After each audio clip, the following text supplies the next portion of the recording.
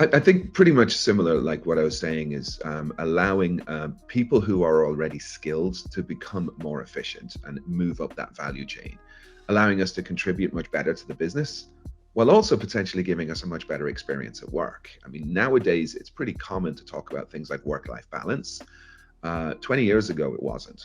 And because nowadays, because of better business processes, because of maybe artificial intelligence beginning to find its way into the enterprise and driving those efficiencies, that valued staff and valuable staff can be treated better than they were. So, that's one of the things that it's taught me. And then the second thing I think that it's taught me was a really interesting scenario is at Google, we are famous for the perks that we get. And one of those perks is free food. Now, if you're a large company and you're giving free food out to employees, you're going to be under the magnifying glass for food wastage. So it's something that was a decision made at a very early stage that machine learning would be used there to try and figure out how can we be much more efficient and productive and reduce waste in the food that we serve.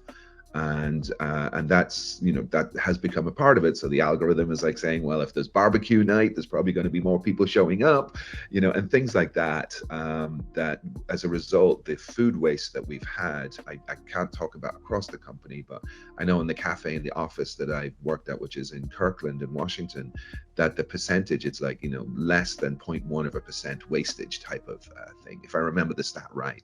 And that has been driven by the fact that artificial intelligence and machine learning has been applied to that relatively mundane but very important task. And if that's the kind of thing that can be done for that kind of task, what can we do for other bigger, more important tasks?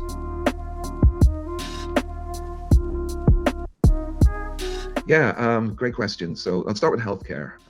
I think when people think about AI in healthcare, they generally think about, AI doing the healthcare itself first and foremost, and that may not be the best way of thinking about it.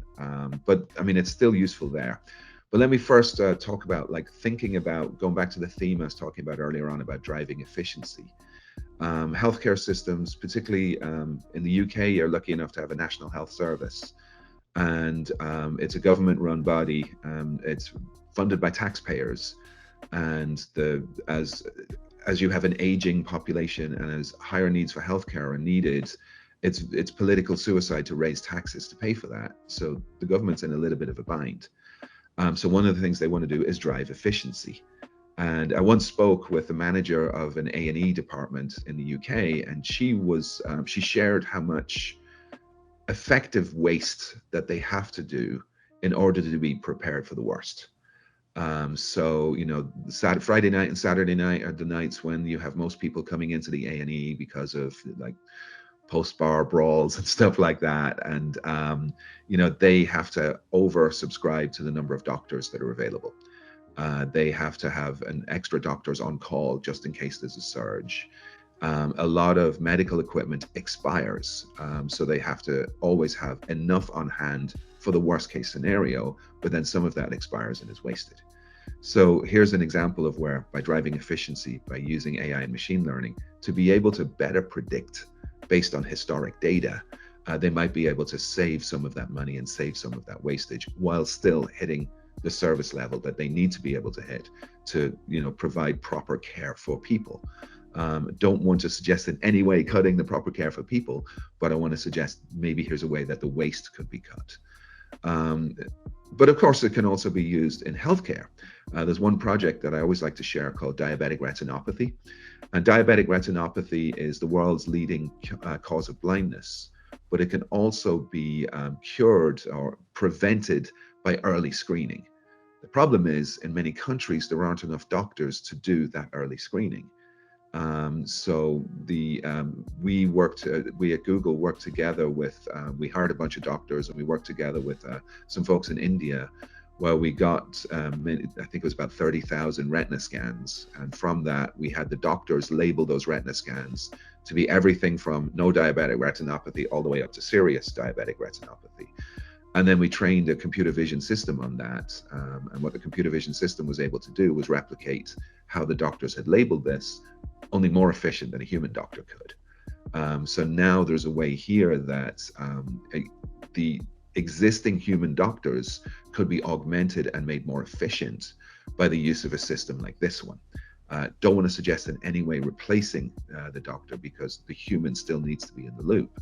But now, given that there's a shortage of doctors, what if a doctor can be made more efficient by being able to diagnose 30 people in a day instead of 10 people in a day?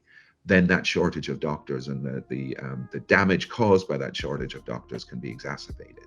So I think things like that is, where AI and machine learning can be enormously helpful in healthcare, both in the administration side to help it be more efficient and cut costs, as well as to make doctors more efficient in some areas, like where computer vision is possible to help with diagnosis.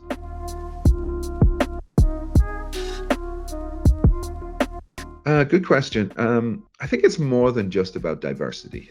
Sometimes, as an industry, we say, oh, we need more people of this gender or this race or this national origin or this sexual orientation or those kind of things. And when we say diversity, we kind of mean that. But I think it's much more than just that, although that, of course, is very important. What I'm really driving at here is that given the mass opportunities that come with this ability to scale your power with AI that I've been talking about, that more people involved in the loop, more humans in the loop, bringing their experience in to provide more opportunities and to provide more and better ideation than we have today, is the kind of thing that where exciting things can happen. Like the example I gave earlier on of my friend with disabilities, right? He probably wouldn't traditionally be in a job around AI. Now he's consulting to help companies build AI-based systems for people with disabilities.